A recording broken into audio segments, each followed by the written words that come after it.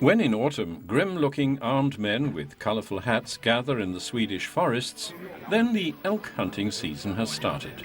A very Swedish event, which is pursued very seriously and with great passion. Every year, an exactly calculated but surprisingly high quota is allowed to be shot. And that is absolutely justifiable, because the elk can become a menace. It's not just that they eat the shoots of young trees, thus destroying them, but many elk have become used to civilization, invading small villages where they're very difficult to chase out again. The number of elk must be restricted to controlled limits, also in Sweden.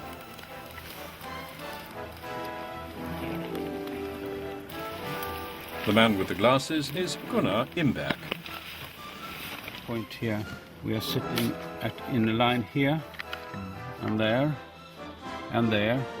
And we can have dogs in here, or coming from this direction, a hunter and a dog walking around here, and people sitting in this line. Gunnar Imberg is the parson in Millersvik, and because this is the first drive with beaters, we're supposed to drive an elk in front of his rifle. We're taking part on the second day since the start of the elk hunting season here at Värmlandsnäs, and we're very curious about this altogether Scandinavian adventure, one that must be carefully planned and carried out in a concentrated manner, because these large animals are not stupid, and the most difficult part of an elk hunt is finding the elk.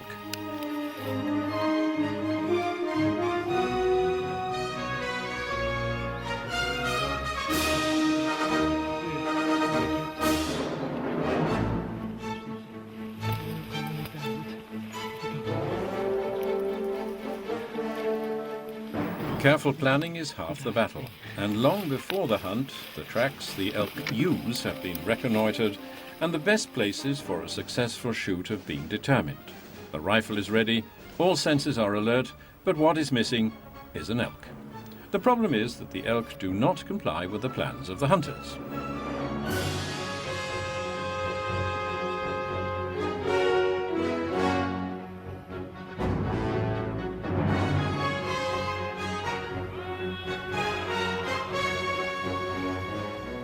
The beaters are coming back without having achieved anything.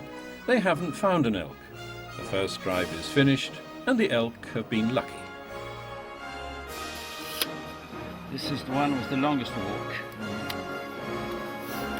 Some walks are very short, and at times we surround the place. Hunters all around, and we have dogs in the middle.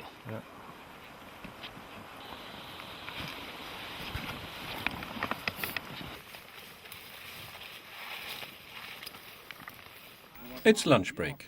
Time to regroup and concentrate on the job. The elk must be somewhere. Maybe it's the colourful hats that bother the elk, but without them, the lives of the beaters would be acutely endangered. The second drive is organised. Everybody is hoping for a royal elk, but there's a lot of room in the spacious forests, and a huge elk knows how it must hide itself to avoid running into the rifles of the hunters.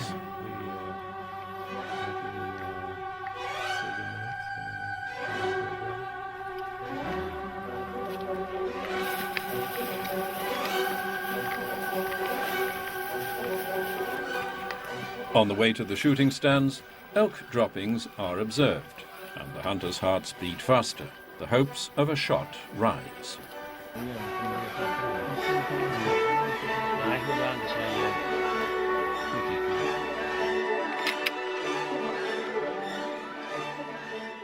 This time we're with Oscar Nielsen, and again we're optimistic that we'll find it, the careless one.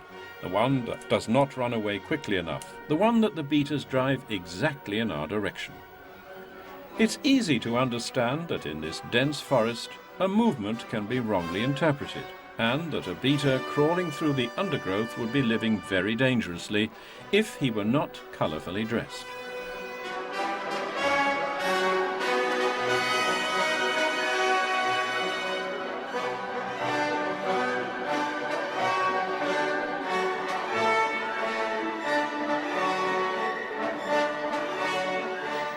And then it really did happen.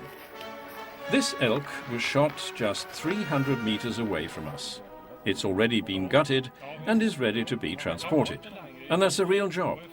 This specimen weighs more than 300 kilograms, a hulk that cannot simply be carried away. It's a job for heavy equipment.